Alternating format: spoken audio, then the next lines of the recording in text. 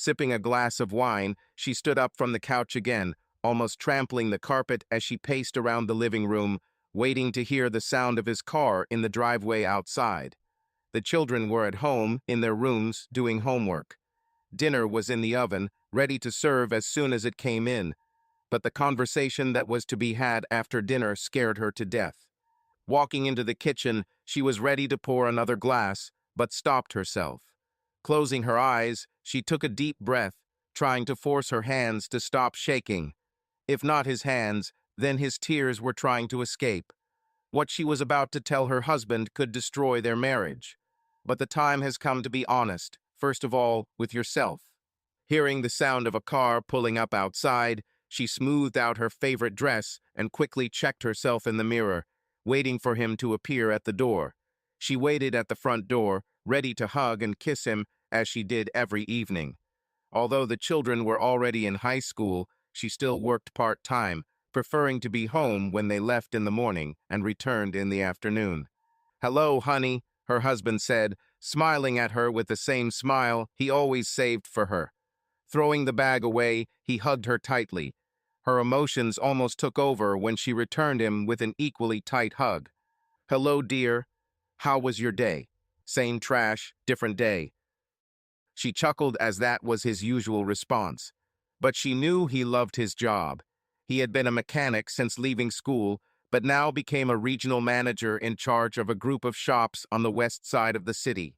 When he kissed her on the lips, he never limited himself to a quick or formal kiss.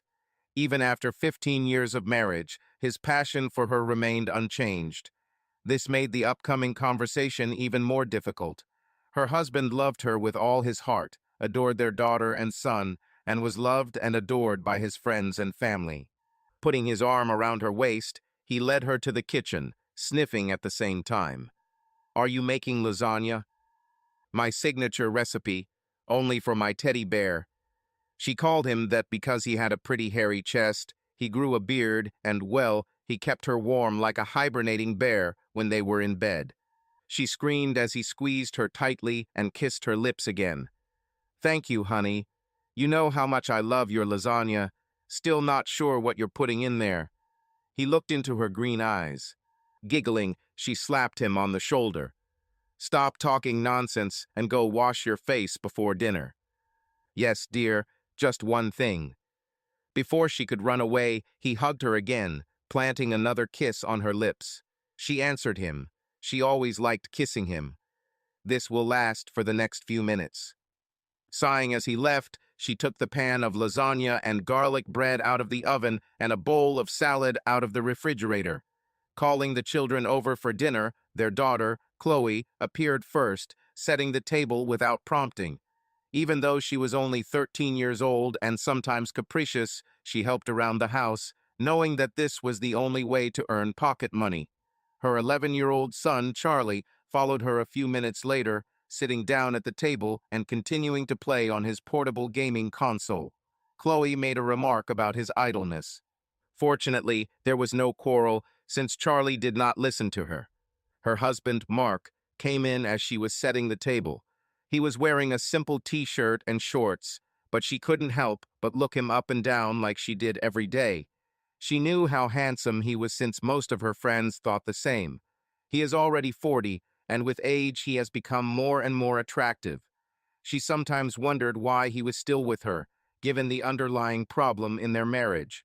She knew that if they separated, he would not remain lonely for long. As they helped her set the table, they exchanged casual conversations about their day, both parents showing a sincere interest in their children's lives. Their daughter was now in high school, and her life was filled with the usual teenage dramas. Their son was still in elementary school and enjoyed going to class every day.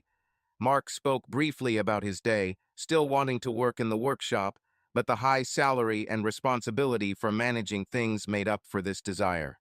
Her husband and children cleared the table while she went into the living room to rest, and Mark came out carrying her a glass of wine. "Thank you," she said, smiling at him. A few minutes later, she heard laughter in the kitchen. Her husband probably told funny stories to the children, whether about the events of the previous day or simply making things up to make them laugh. Sitting down next to her, he put his arm around her shoulders, the children settled into their chairs, and they spent a couple of hours together as a family until their son went off to play on his game console and their daughter wanted to hang out with her friends. When the husband and wife were alone, Katie took the remote control and turned off the TV. "Mark, we need to talk." She felt intense, realizing how that might sound. She knew that most conversations that started with those 4 words sometimes led to broken hearts, anger, blame, and other troubles. Turning to him, she looked into his face and saw concern. He took a deep breath before meeting her eyes. "Speak, honey. What happened?" He sounded so casual, but she knew his heart was beating like crazy. But when he took her hand in his, she almost burst into tears. She could have asked for a divorce, but he still sensed her nervousness and wanted to calm her down, as he always did throughout their life together. Taking a deep breath, she drained her glass of wine, placed it on the table next to the sofa, and met his gaze again. "Mark, I love you." "I love you too, honey. You are my sun and my stars." She leaned over and kissed him on the cheek. He told her this almost every day. She knew how much he loved her. He was more devoted to her as a husband than any other man she had known, even more than her own father, and even more than his father had been to his mother. "Mark, I need to confess something. For a long time, many years, probably most of my life, I always felt a little different. I wasn't sure what it was, but something was wrong in my mind. I don't know how to explain it." He squeezed her hand, which made her smile. "Take your time, Catherine," he said softly, although the use of her full name indicated that he understood the gravity of the moment. "Just one question. You don't want to leave me, do you?" "God, no, not at all." "Okay, then I'm all ears. We have all night, honey." "Mark, I've been seeing a therapist for about 6 months now." "Oh, I'm sorry, dear, but I didn't know how to explain it because it was very personal. But I needed help to figure out my problem. It took a lot of discussion with her, but I can finally admit what my problem is. And because of this problem, it will affect our relationship in the future. And what's most painful is, and the most painful thing is that I will leave the decision in your hands, because there will be things that I will no longer be able to do. I've never felt comfortable doing them most of my life." He turned to her, using his thumb to wipe away the tears that began to roll down her cheeks. "Honey, I hate seeing you like this. You know that." She took a deep breath. "Mark, I'm still so drawn to you that it's funny. It's been like this since the day we met. You are the only man I have ever felt any sympathy for. I was 22 when we met, and before I met you, I had never felt anything for men. I honestly thought that before we met, something was wrong with me. I didn't like women because I wasn't attracted to women either." "Well, I'm definitely attracted to you, honey. I think you look absolutely stunning right now. Are you in a bikini with your current figure? I'll need a gun to keep all the men away." Giggling, she playfully slapped his shoulder. "Be serious, Mark." Raising his hands in mock surrender, he smiled. Okay, I understand." "Mark, it will be difficult further. I wasn't a virgin when I met you, but I never enjoyed sex. I have never experienced what could be called sexual desire. I thought I felt this way about you. I was attracted to you and thought sex was just something couples did. But I've never had the need or desire to have sex, not with you or anyone else. I could go my whole life without feeling the need or desire to have sex, and now I can confidently say that I could live the rest of my life without it. It took a long time to understand what was going on. Well, it's wrong to say something is wrong. It just took a while to give my problem a name." "What is this problem?" "I am what they call an asexual, dear. I have romantic feelings for you. I love you so much and find you attractive. But I never felt the urge to have sex my entire life. I'm having sex now because I want to please you. I wanted children, so it was necessary to have sex with my husband, but I could easily live the last 10 years without him. I only did this because I love to see you happy." She saw that he was upset by her words, that his wife did not feel sexual desire for him. But it wasn't his fault. There was not a single man on the planet who would excite her. It was just something she didn't feel. She didn't need sex. She didn't want it. I never wanted to and never will. Looking into his eyes, she saw that he was lost in his thoughts. What made her smile was that his body was turned towards her and he was holding her hands in his. Finally, he took a deep breath, caressing her cheek with one of his hands. This simple gesture brought tears to her eyes again. "So what should we do, Katie?" "I don't know," she replied softly, "but I know that you will want to have sex with your wife, but I can't subject myself to that anymore." She squeezed his hand. "I do feel pleasure with you, I promise you that, but I don't feel any pleasure from it. I could live my whole life without one, and it wouldn't bother me. I want to remain your wife, but I know that you, as a 40-year-old man, will not want your sex life to end now. But I can't have sex with my wife, knowing that she doesn't want it. I will feel like a rapist if I insist on this." "No," she cried, hugging him tightly, and was relieved when he hugged her back. "Never, dear. Never, never, never. I gave myself to you because I love you, not out of a sense of duty. But," stroking her back, he shushed her softly. Closing her eyes, she took a deep breath and tried to relax. "What should we do, honey?" he asked quietly. "Come with me to your next therapy session. My therapist wants to talk to you, explain more about my condition, and then we can discuss our next steps. Don't you want to leave me? I want to grow old with you, darling. I'm afraid that you will want to divorce me." "Never," he whispered. "You are my sun and my stars. We'll grow old together, honey. Just the thought that we won't be close anymore. I know it's not fair, but I have to be honest with myself, and that means being honest with the love of my life."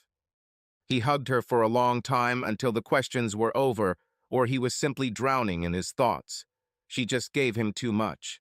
She knew that he would be heartbroken to hear that his wife was comfortable never having sex again. She was undoubtedly thinking of other things as well. Maybe she is having an affair. She knew he would think about it now. But the thought of cheating on the man she loved, the very thought of it disgusted her. On the other hand, what her therapist suggested would mean a minor change to their marriage vows if they agreed. The evening had been emotionally draining for both of them. She'd been on pins and needles for a couple of weeks now, and the idea that she should now relax didn't work.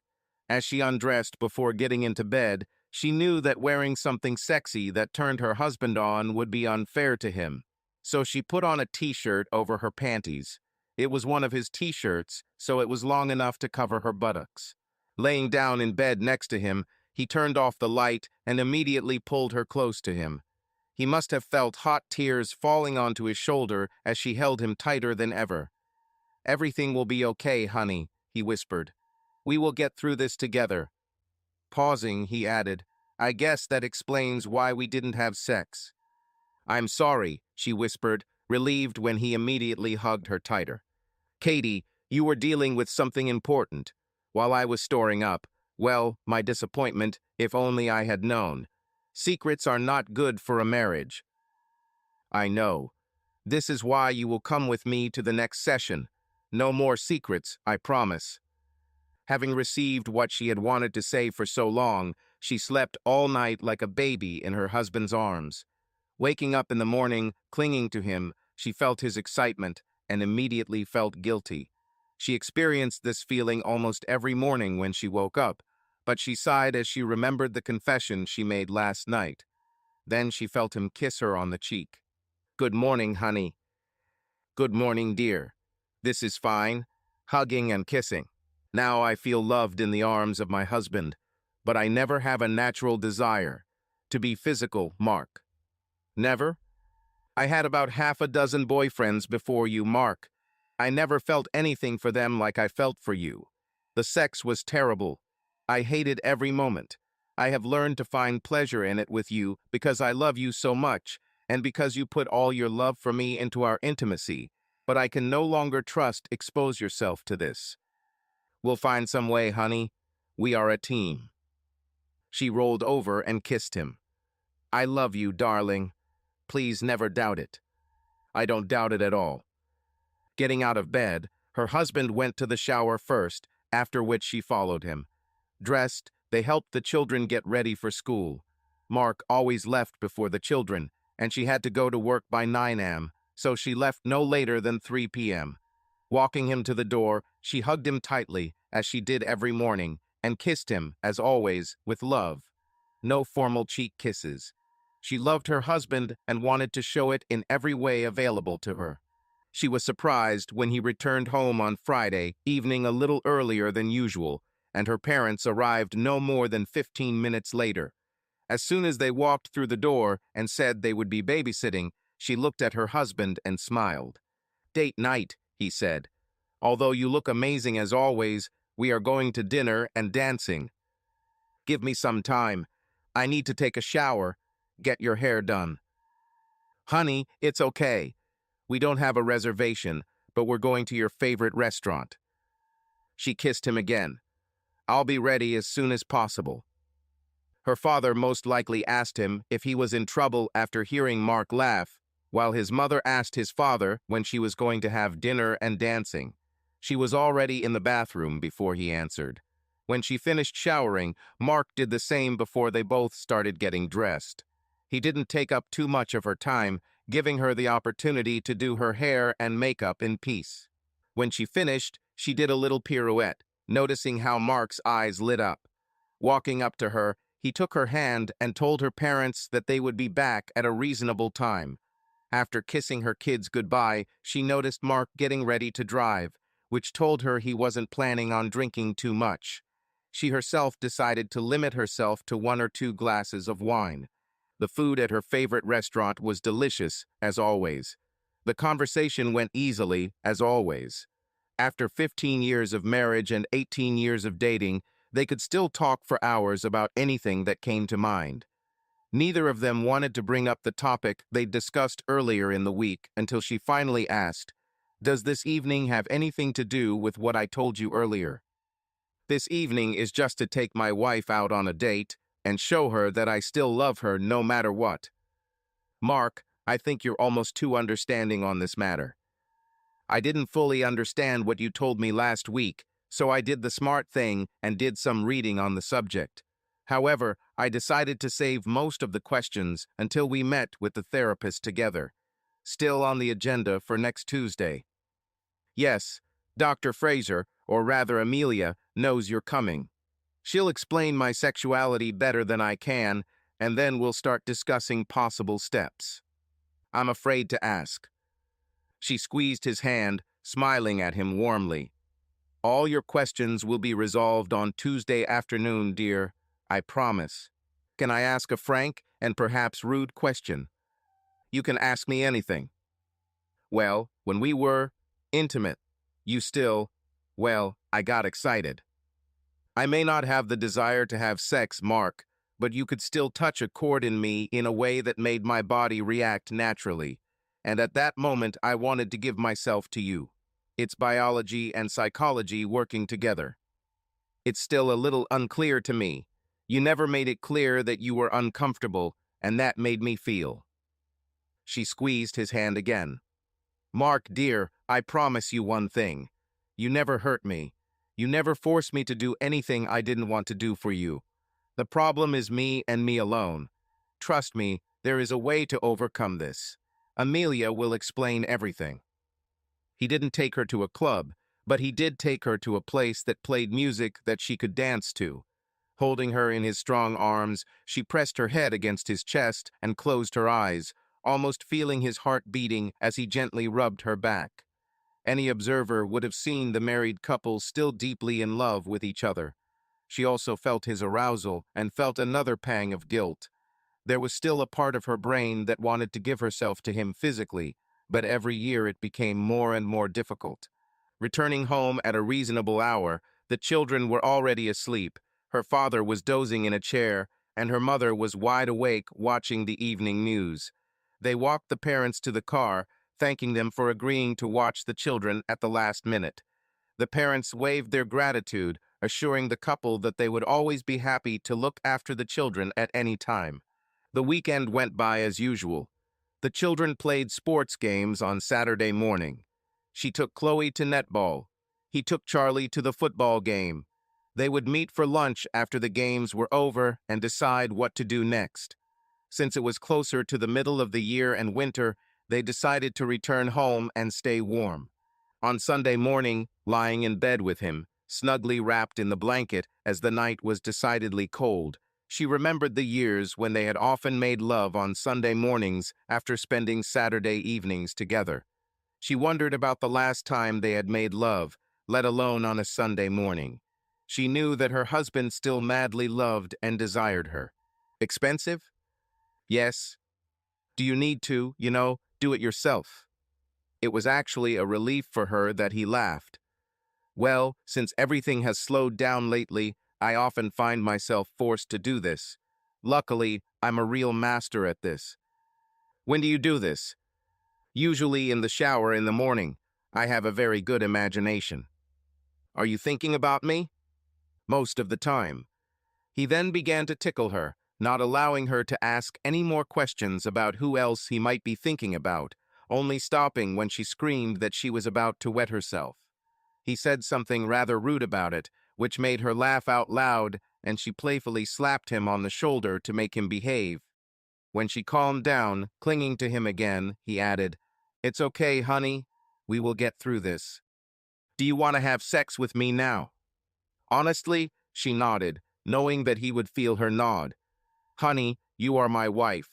I am as attracted to you today as I was the day we met.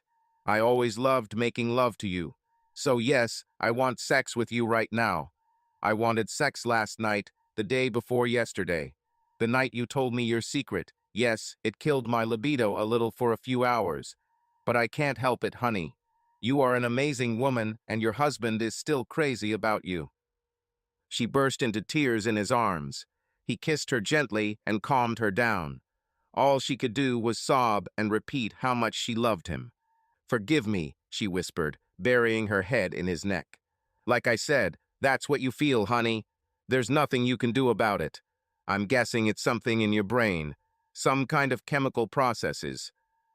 Come to think of it, he had been even more affectionate with her since that night. He'd always been a romantic, wearing his heart on his sleeve when it came to her, but now it was almost like a reminder that no matter what, he wasn't going to leave her. There was a good mood in the house.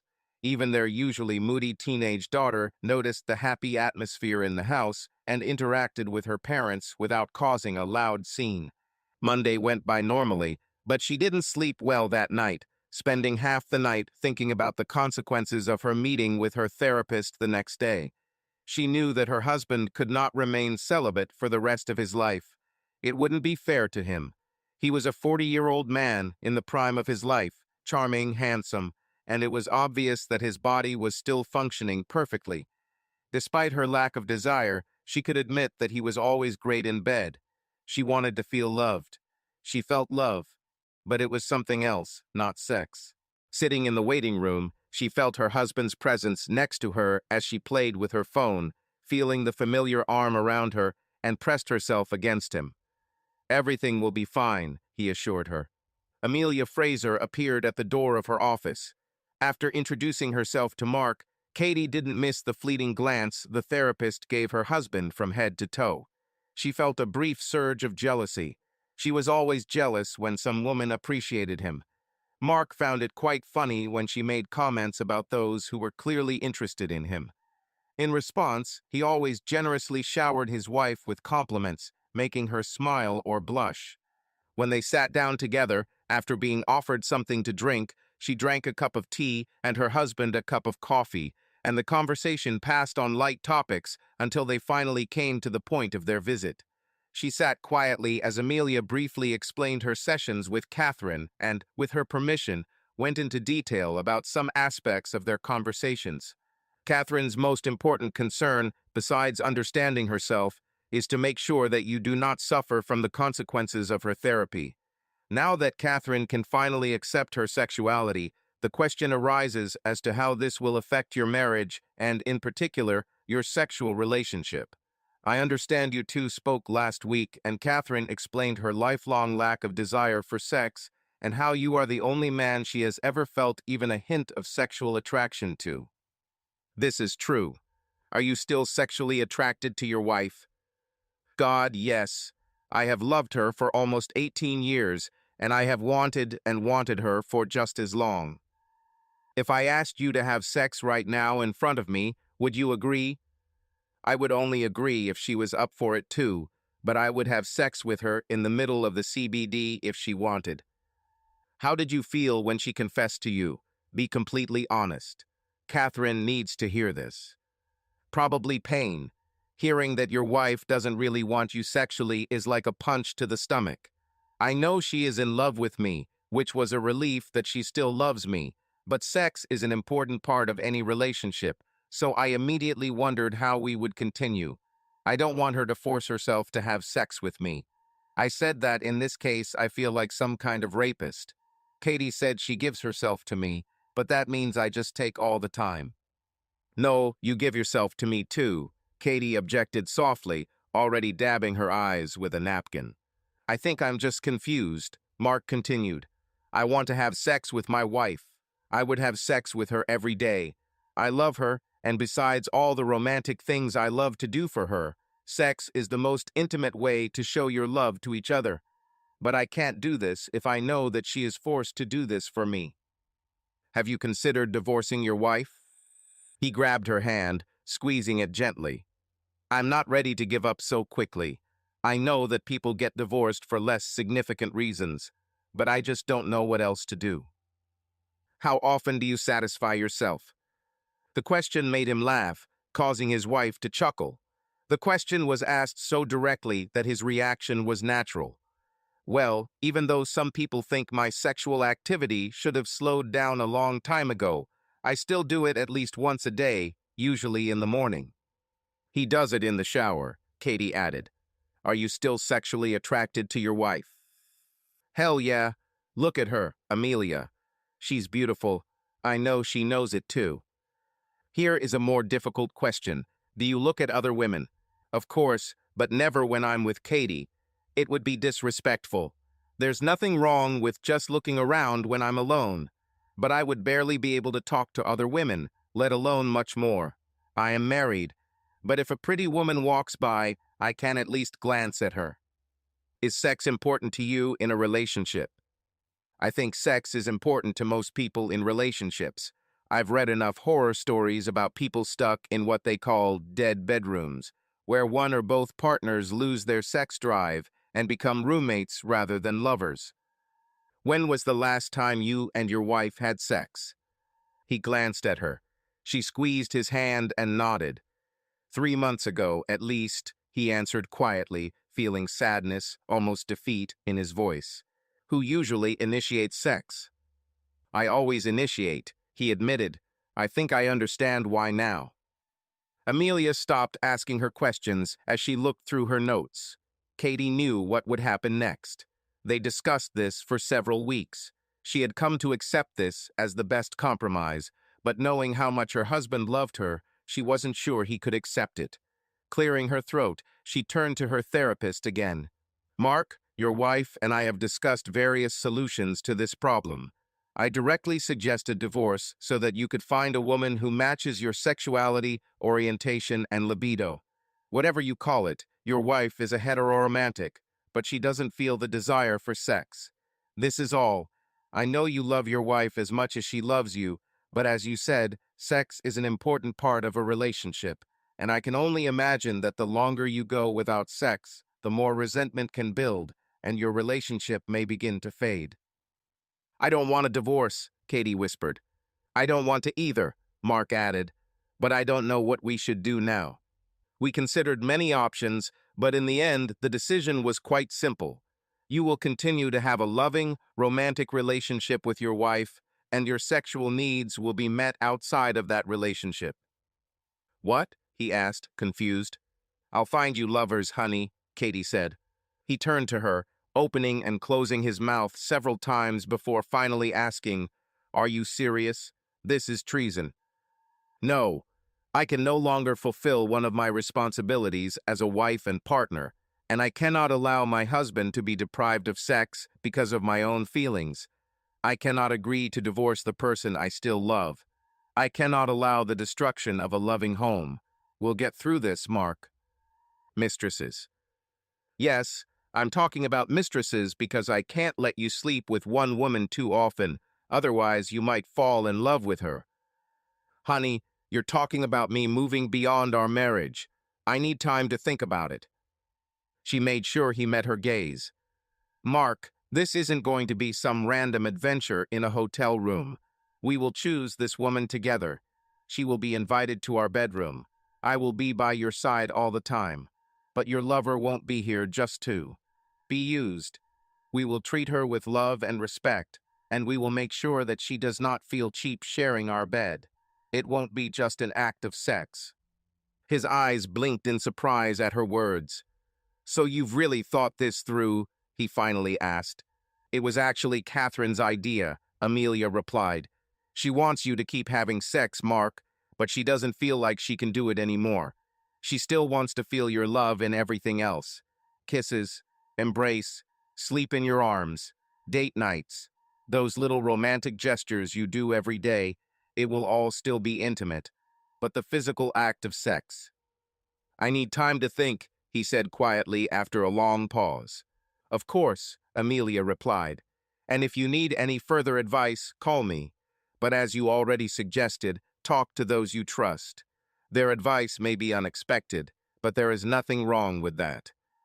On the way home, they stopped to get dinner to go, and she noticed that her husband was quieter than usual, although she couldn't blame him for that.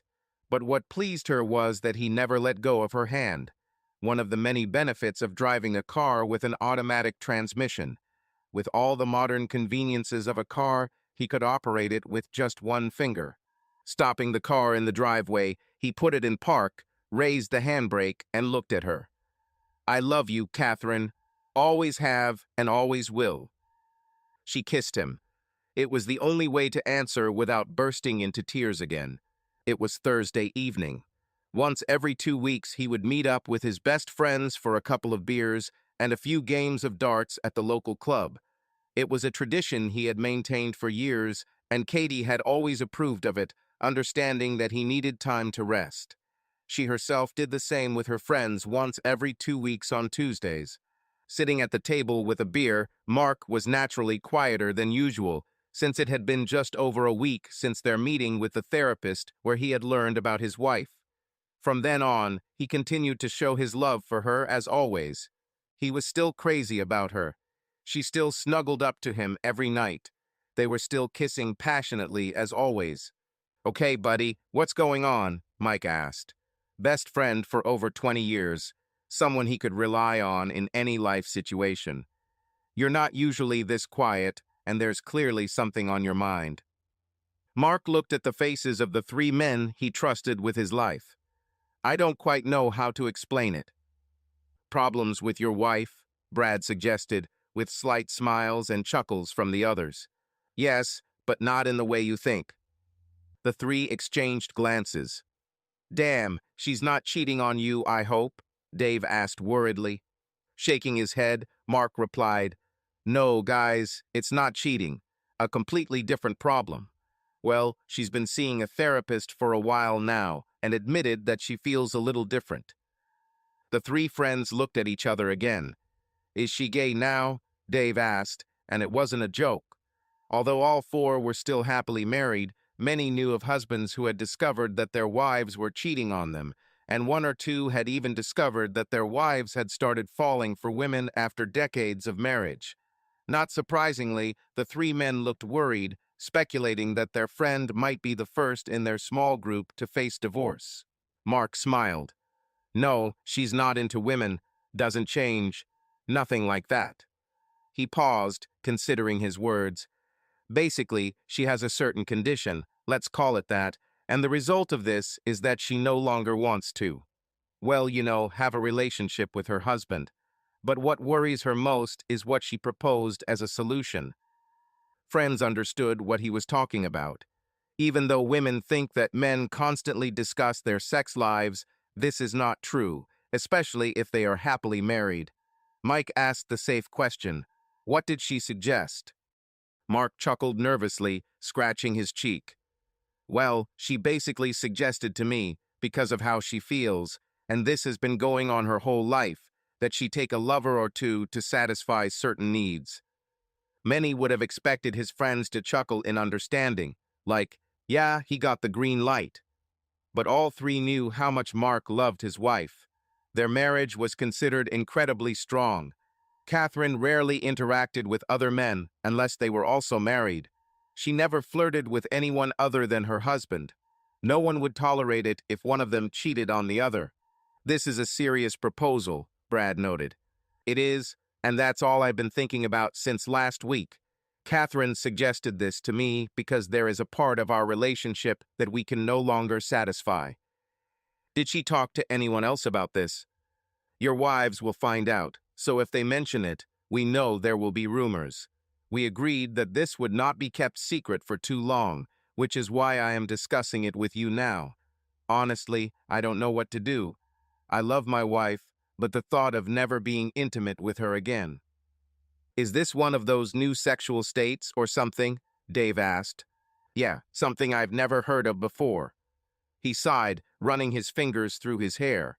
Mike immediately asked him to wait and returned with a strong drink for him, giving him a friendly pat on the shoulder. It's a shame for both of us, especially for her, because I know she feels like less of a wife, even a woman. But I know I can't live the rest of my life without being intimate with someone in the way that most couples enjoy. You're being vague, but we understand, friend, Mike said. So, Catherine suggested that you, sleep with someone else because of her condition.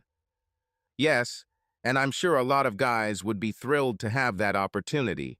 But I love my wife. I made vows in front of our friends and family. She also made vows, and because of her condition, she feels like she's breaking the contract, so to speak, so she's giving me permission to meet certain needs outside of the marriage. Do you have any idea how this would work? Brad asked. We haven't discussed this in detail yet, since I haven't given my consent yet. I wanted some advice. I talked to my parents. They were quite surprised. They didn't quite understand her condition when I tried to explain. But I also found out that my parents are still doing intimate things. He chuckled and added, that's something I honestly didn't want to know, but it turns out they're still in love, into a friend. He felt some relief after talking to his friends as he stood outside later in the evening, waiting for his wife to pick him up. She arrived a few minutes later, he sat in the passenger seat, kissed her as usual, and then they drove home, holding hands the whole way. After taking a shower before bed, he, as always, lay down next to her, and she, as usual, snuggled up to him. An arm wrapped around her, she gently stroked his chest, and he was lost in his thoughts. Do you have anyone in mind? He finally asked. Someone I know, trust, and love, darling. Who is this? My best friend. It made him almost sit up in bed. You mean Julia? Feeling her nod, he asked. Are you sure? She is divorced, has been single for 2 years, feels lonely, and needs to be loved. She said she would take tests first. Oh, so, you mean? She's on birth control. I want you to enjoy sex with her as much as you enjoy sex with me. I thought about this for a long time, dear. We'll go on a date on Friday evening. On Saturday, you will take us both, and then we will return home, and you will make love. I will be in bed with you to share this experience. Julia already knows about this. Feeling her squeeze, she added, I'm not limiting you to sex once a week, Mark, but I think it will be a little more planned initially. Spontaneous sex, at least for now, is not for us. Julia, he asked, not hiding his surprise. It's either her or my sister. I thought you would prefer someone outside the family. Your sister really looks like you.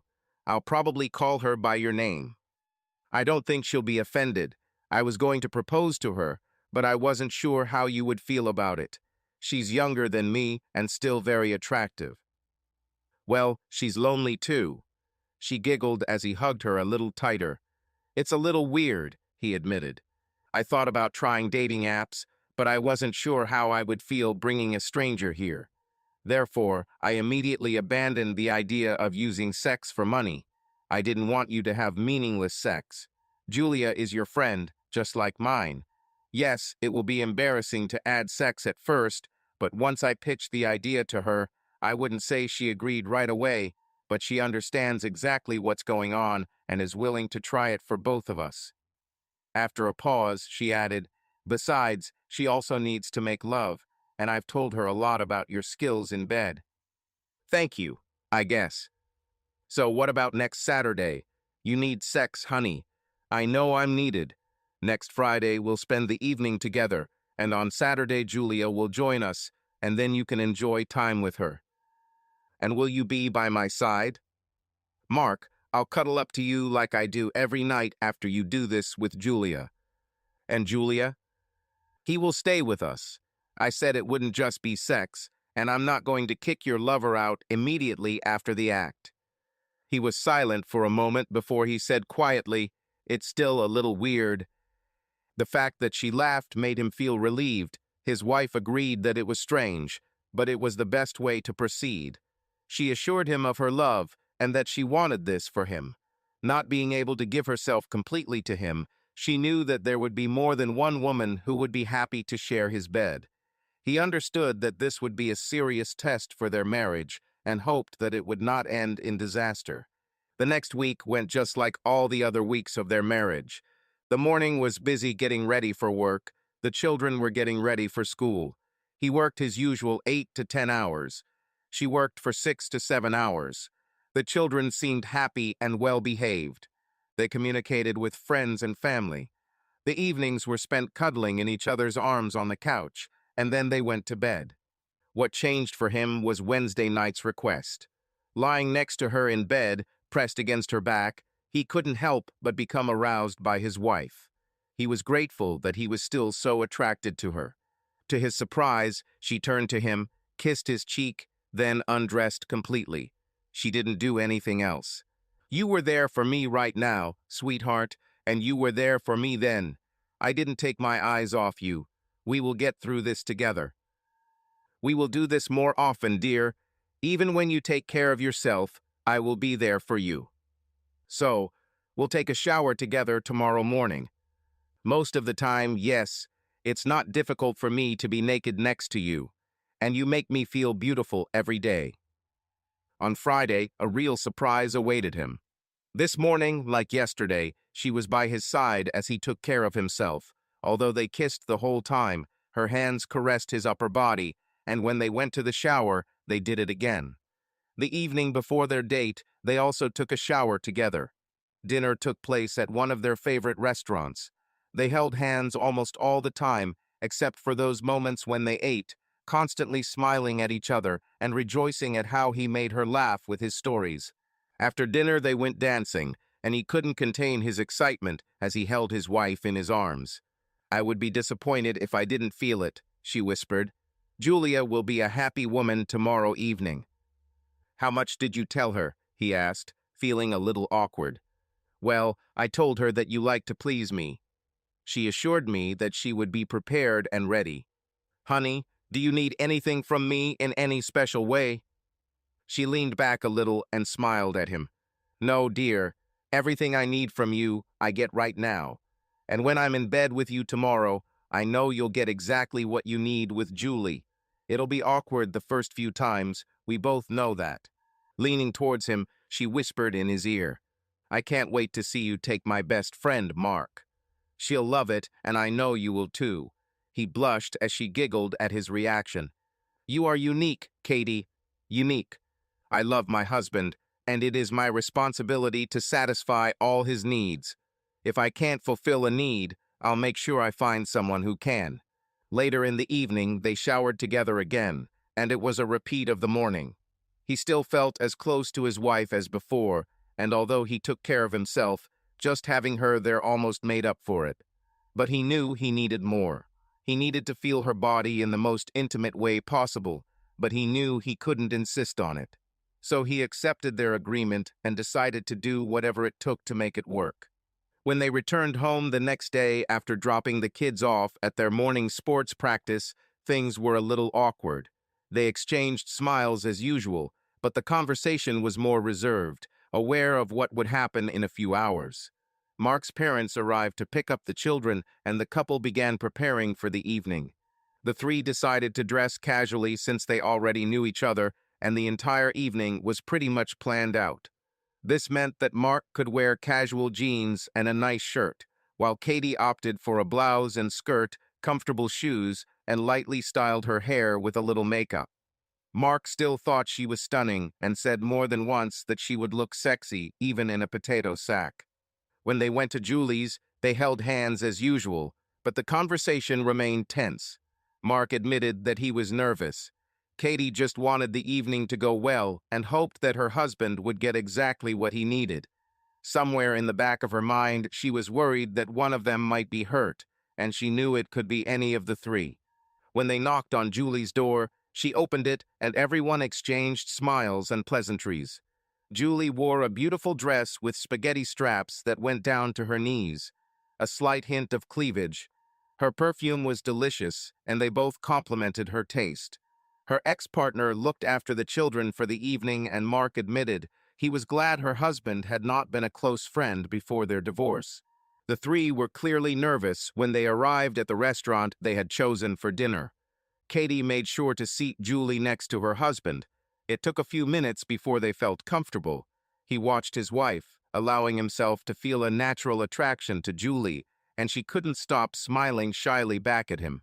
During dessert, Mark made the first move, placing his hand on her thigh. Julie looked at him and then at her best friend. "It's okay, Julie. I promise. It won't be awkward." Mark remained silent, stroking her thigh before wrapping his arms around her waist.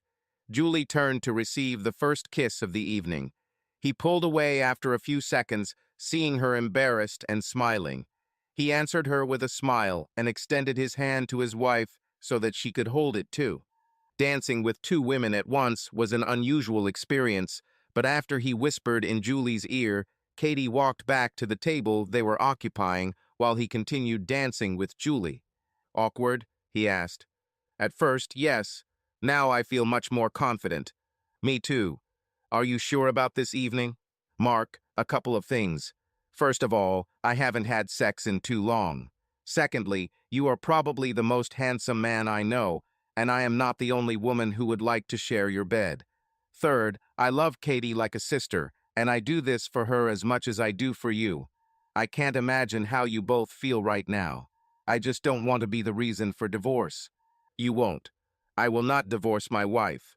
My only concern is that it will be too difficult for her in the end." He alternated dancing with his wife and her best friend.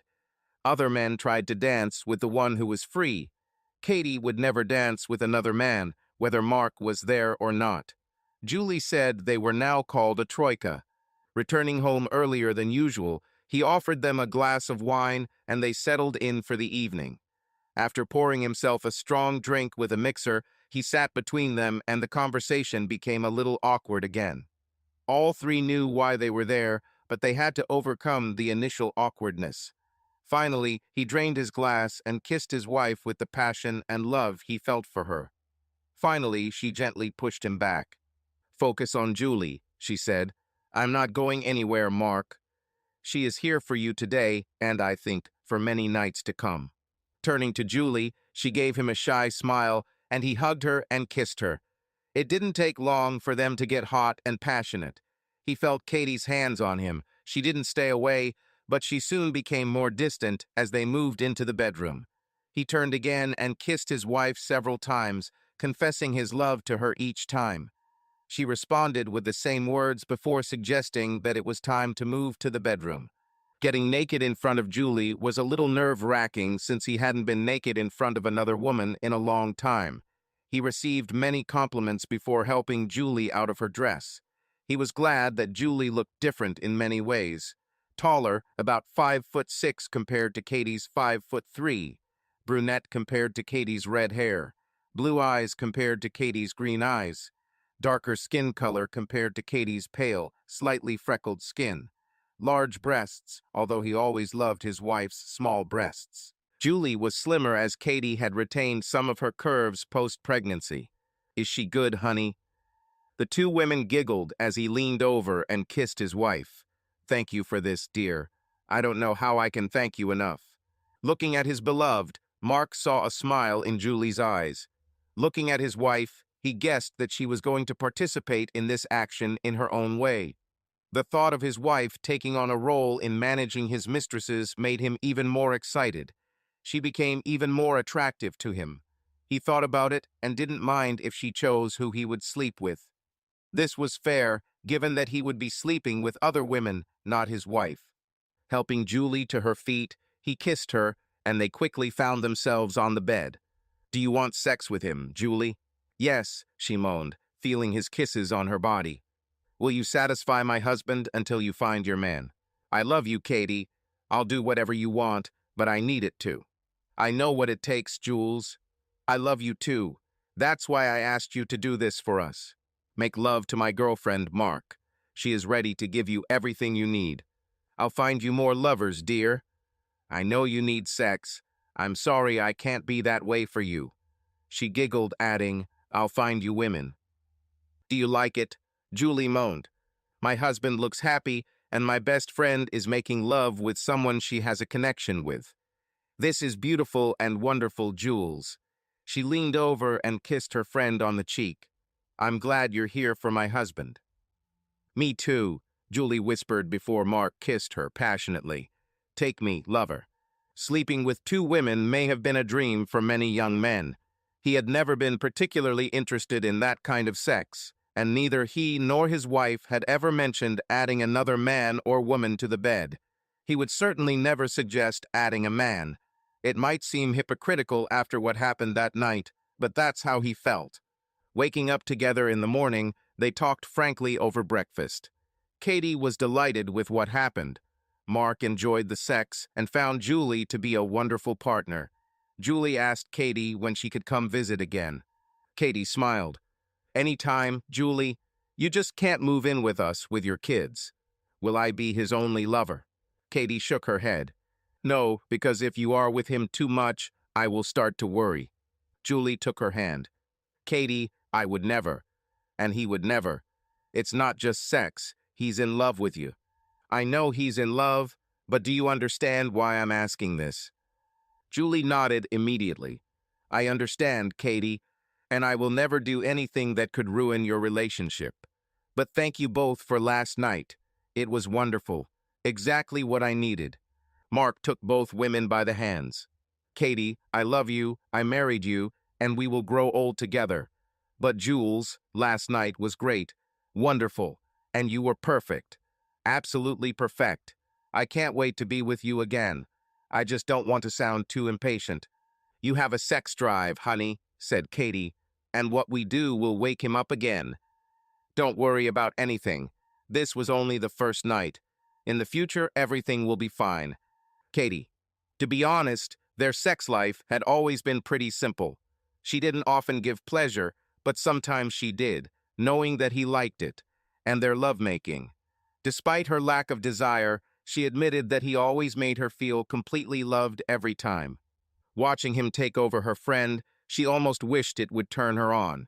"It's been 2 months since Julie first came to visit. Thank you for tonight, Katie. This is exactly what I needed." "Him too, Jules. I'm glad you're here again. He was like a child at Christmas. I've never done this for anyone else. I thought it would be something special because I know that after tonight." Seeing her friend start to get upset was something to be expected. She moved closer and hugged her best friend. "I'm sorry, Jules," she whispered. "I don't have anything like deep love. I love you both, Katie. You know that. But if we keep having sex, I won't be able to stop myself because I already have certain feelings." They both let out a few tears. "You are my best friend. I love you." "I love you too, Jules." Mark returned to bed and lay behind his wife, hugging her from behind while Julie snuggled up to her best friend.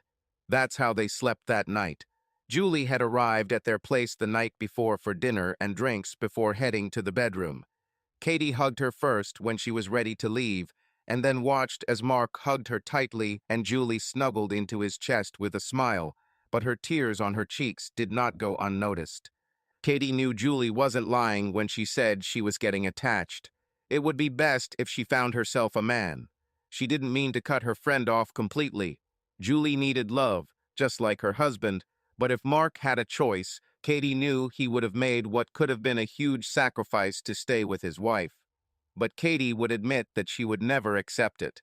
The following weekend, Mark stayed home with the kids while Katie went across town to visit her sister. Charlotte was 5 years younger than her, and they did not look alike at all. Charlotte had blonde hair, brown eyes, large breasts, and was almost 5 feet 9 inches tall. Her sister was also single, without children. Never been married, she was engaged twice.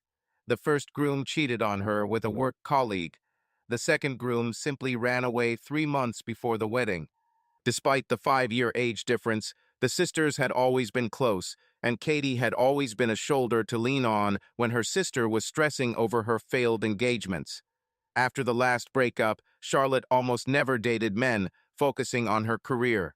Katie didn't ask too many questions about what her sister was doing in her personal life, whether she was interested in new relationships or was simply avoiding them.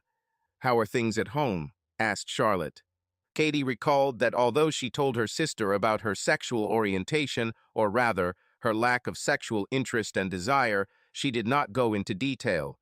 She mentioned that she might invite another woman into their marital bed to satisfy her husband's needs, but only her friends knew more details, since everyone knew Julie, and it was already known that she now shared their bed several times a week. Mark said he doesn't discuss this with his friends.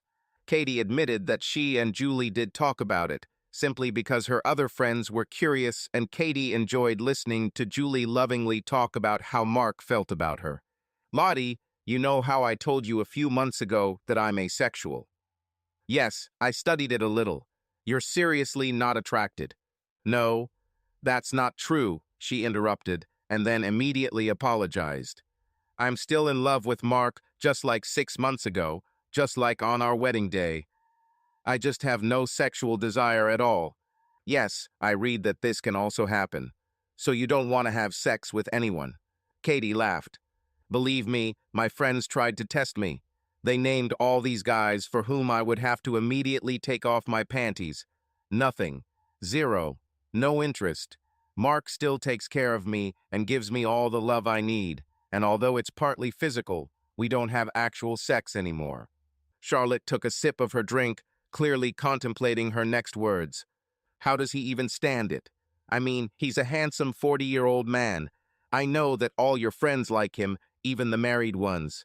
Damn, I've always had a little crush on him, but every time the family gets together, I see his eyes only looking at you. Do you want to sleep with him?" The question was asked so straightforwardly that it was not surprising that her sister almost choked and started coughing. "What? Are you serious?" Taking a deep breath, Katie began to explain the details of what was currently going on in their lives. The months of therapy she went through to understand herself. The therapy she went through with Mark. An agreement they made regarding their sex life, or lack thereof, going forward, but also an agreement that they would decide together who to invite into their bedroom. "Charlotte," she said, using her full name to make it clear she was serious. "There are very few people on this planet I trust and love more than you. I also know that you have experienced more than your share of heartbreaks. I have seen Mark make love to Julie every time, and she has now become an incredibly confident woman, and I can only hope that she meets a man who makes her as happy as she was with my husband. I want you to share my husband for a long time." "Are you serious?" "Quite seriously. Mark will never leave me, I know that. He certainly won't leave me for my sister. This is not a criticism of you. This is a measure of his honesty, and I know that you would never do anything to harm our marriage. But you want me to have sex with him." "I'm asking if you want to have sex with him." "We'll do it the first time the same way we did with Julie. We'll have our date on Friday night. He will spend the entire evening making me feel nothing but love and adoration, as he does every day of our marriage. On Saturday evening, you will join us for a date. We'll eat, laugh, drink, dance, or do whatever comes into our heads, and then we'll come home and you'll make love to him while I watch. Will you watch your husband make love? I love looking at this because I know and see the joy that my husband experiences. He gets what I can no longer give him. I just don't want to be in Julie's shoes, but trust me, my husband knows how to please a woman. She saw her sister's cheeks begin to turn red. Squeezing her hand, she added, I'm not expecting an answer right now, but I want you to seriously think about it. What will Mark think? He will seriously think. And you don't mind. Julie was the first because she is my best friend. I love and trust her. She was lonely and needed love. I'm asking you because you are all this, plus my sister. Will you tell our parents about this? Probably. I don't want them to hear that Mark is sleeping with my sister without knowing why. And you will always be present. Yes. And I know that Mark would never, and I mean never, do anything close to cheating. But in a sense, I control his sex life. She watched as her sister downed her glass of wine. So how often? It's difficult with children. Chloe may be old enough to understand, but Charlie probably isn't. And neither of them wants to hear about their parents' sex lives, so we do our best to make sure they don't know. They began to spend more time with their grandparents or stay with friends for sleepovers. Charlotte took a deep breath. I really need to have sex, Katie. Yes, hell yes. But it's not just that. I want to help my sister and her husband. This weekend? Charlotte blushed, smiled, but nodded. Fine. I'll tell Mark, and I think he'll be delighted. Returning home after a couple of glasses of wine with her sister, she waited until the children were asleep and, taking Mark by the hand, led him to the bedroom. When they were undressed and in bed, she told him that her sister was interested in being his partner. He admitted that he was a little surprised, more because Katie agreed to this than because of her sister herself. Are you sure this is okay for you? He asked, clearly needing reassurance. I love my sister, dear, and her heart has been broken more than once. She needs a good man who will give her love. Fine. Next weekend. Yes. Date on Friday. Certainly. I love you, darling. She clung to him, as always. I love you too, honey. Charlotte came twice during the week, which was unusual, but their children were glad to see their aunt. Katie also made sure that Mark and her sister spent some time together, being in the kitchen and sometimes eavesdropping on their conversations, but nothing physical ever happened between them. Charlotte was interested in his reaction to everything that was happening, trying to better understand their agreement from his point of view, asking questions about his sexual relationship with Julie and what expectations he might have from her. On Friday evening, there was a date with her husband. They did something new. They had dinner and then went to the cinema. Acted like teenagers, spending most of the movie kissing. She sensed his hesitation as he wanted to touch her, so she grabbed his wrist and placed his hand on her chest. It's okay, honey, she whispered. We're just playing here. I think we really met in our early 20s and missed out on that aspect of dating at a younger age. Later, while cuddling with him in bed, she felt his hands on her breasts, and it felt really good, but she noticed that he didn't try to touch her in other places. If she had given the signal, he would have quickly raised his hand under her dress. Darling, she whispered. Yes, dear, she heard his half-asleep voice. Would you like something with me? She giggled as he seemed surprised by the question. Of course, dear. Did you hold back in the cinema? Of course, because, well, I didn't know how far you'd let me go. But I would definitely touch you if you gave me the signal. Turning, she kissed him tenderly and pressed herself against his chest again. Sorry if I'm sending mixed signals, honey. I don't want this. Everything is fine. But you will have to be specific with me if you want to give yourself to me. I just live with the assumption that this part of our lives is now completely out of the picture. I had no desire, but I thought it would be nice to be intimate so that you could enjoy time with me. But I just couldn't. She felt him hug her tighter, gently reassuring her. Don't force yourself, he said softly, with a soothing intonation in his voice. We lie in bed together, cuddle, and I just love the feeling of your body next to mine. The next evening, the parents took the children back to their place. They are already used to being sent to their grandparents or for sleepovers with friends. Both parents would have liked to explain to the children what was going on, but they were still perhaps too young to understand. Charlotte arrived at their house late in the evening, after the children had already been taken away. Katie opened the door and hugged her sister tightly, thanking her for coming. Mark waited nearby, smiling at both women, and also hugged Charlotte. Katie saw how her sister reacted to this hug. She practically melted in his arms. Her husband was just such a person. Charlotte admitted that she always had a little crush on her husband. Katie never worried about it because she knew more than one woman found him attractive. The dinner passed in a relaxed atmosphere. The conversation flowed easily. Katie had a glass or two of wine, but noticed that her sister was only drinking water and Mark was sipping a can of soda. His gaze constantly moved from one woman to another. He never admitted that he was attracted to her sister, but Katie knew that her husband was not blind. After they cleaned up the kitchen, the three settled down in the living room, Mark sitting in the center as usual. Katie watched with a smile as her sister hesitated briefly before sitting on his lap, looking into his eyes. No one said anything before she kissed him. Even Katie had to admit that the kiss was quite passionate, at least on Charlotte's part. "Is this what you need?" she asked, and Charlotte nodded before continuing the kiss. Charlotte needed to be loved. She's been alone for too long. And to be honest, lonely. Her heart was broken twice.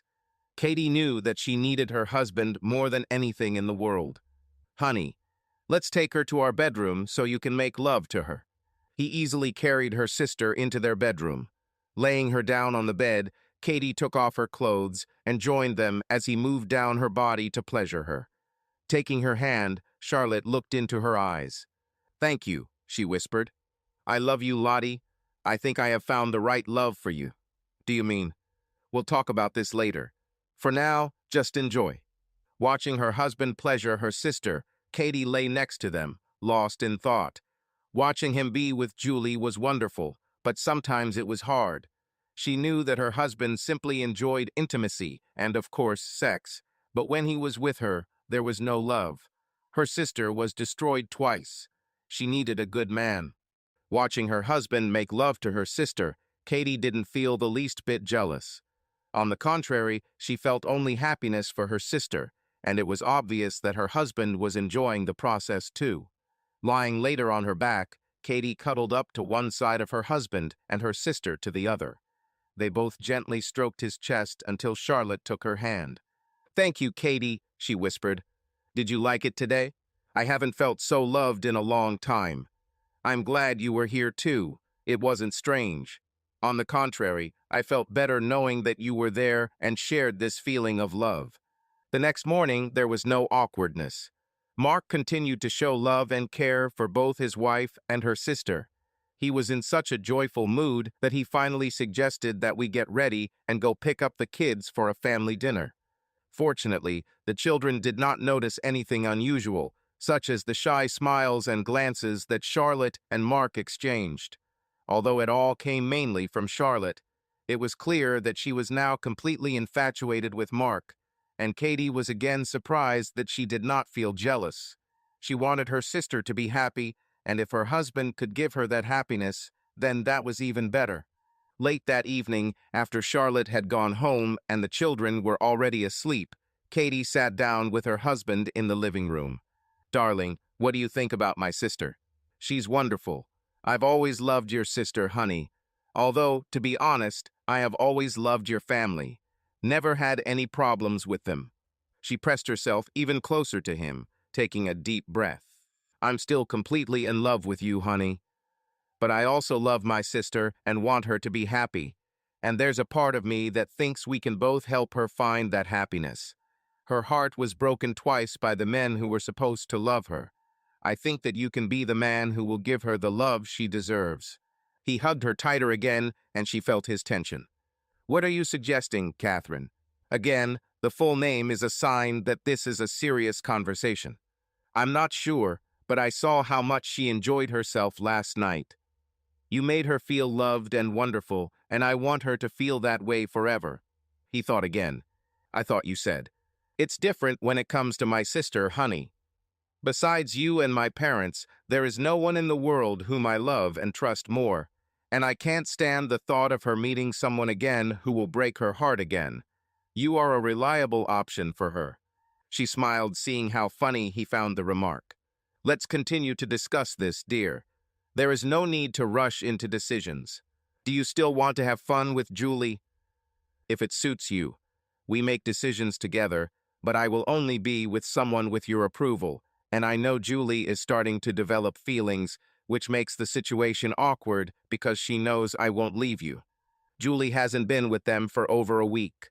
Katie and Mark texted her constantly, and Katie called her at least once every 2 days. She met up with Julie on Wednesday night and was pleased that there was no awkwardness despite how their last meeting had ended. After a couple of drinks, she moved closer to her friend and explained what was happening to her sister. But you still want to have some fun? She asked. Yes, but I will start looking for a man for a serious relationship, Katie. I get attached, and that's not good for all of us. But until I start dating someone else, I'd like to just have fun with him. Fine. Do you want to come over tonight? With pleasure. In the next 6 months, her husband had more sex than he probably had in the last 6 years. Julie had been a part of their lives for 4 of those months, coming once or twice a week for nothing more than hot and passionate sex, which they both found very enjoyable. But she met a man she hoped to build a relationship with, and to her credit, she immediately talked to Katie when he asked her out. This left Charlotte, and 6 months later Katie sat down with her husband one evening over a glass of wine and poured him a bottle of beer. The children were in their rooms, already accustomed to the frequent visits of Aunt Charlotte, who came 3 or 4 times a week. Taking their hands, she smiled at them both before starting a conversation. She put it all very simply. I want this to become permanent if you both can handle it. Mark, Julie is now in a relationship and hasn't been with us for a couple of months. I can imagine 2 more women who could be a part of this, but to be honest, I really like what we have between the 3 of us right now. Are you sure? Asked Charlotte. Chloe is already an adult. She is already talking about university and what she will do. If and when she moves out, I'd like you to move in with us. The only question I have to ask is, you are already 36 years old. Do you want children? What? Mark was clearly surprised by the question. Honey, I'm not sure. I have to ask this, honey. If she wants kids, then it won't work. You know I'm on birth control, Katie, and I have no desire to have children. To avoid problems, I might even have surgery to prevent pregnancy. I'm focused on my career and enjoying my time with you too. Were you looking for another man? Honestly, no. I get everything I need from Mark. I thought it would get weird over time, but instead I feel closer to you every time, and Mark gives me almost as much love as he gives his wife. Fine. Don't make a decision right now, Lottie. There may be a man out there who is made just for you, but I agree that I have never felt so close to you, and watching you with Mark brings me so much joy emotionally and psychologically, knowing that my husband is just as loved and sexually satisfied as can be. Turning to her husband, she added, This is also your decision, dear. I would choose Charlotte over any other woman, my dear. I love and trust her as my sister-in-law and as a close friend. If you are happy with this device, and if she wants to join us full-time, I think that would be great for the 3 of us. Lottie, can I think about it? This is a serious decision. Certainly. Take as much time as you need. It is not surprising that Charlotte took a couple of weeks to think and did not come during this time. Mark understood everything and never made any problems about it. This time gave the couple the opportunity to fully focus on each other. Charlotte showed up on their doorstep on Tuesday evening. As soon as Katie opened the door, her sister ran into her arms, hugging her tightly and telling her over and over how much she loved them and that she wanted to be a part of their lives.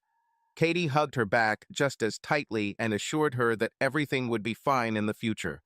Charlotte continued to be a constant part of their lives over the next few years.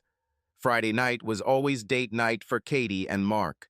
They still enjoyed every day they spent together, raising children, running a household, and spending those nights in bed together when no one else came to visit, hugging and kissing, assuring each other that no matter what, love the one they share will last forever. Over time, everyone learned about their unique relationship. The trio didn't hide it, but they didn't tell everyone what exactly was going on. Katie's parents were somewhat stunned to learn that both sisters shared the same man, but after seeing the love that united the three of them, they accepted it. Mark's parents weren't too worried about it either. They only asked to make sure everyone was happy.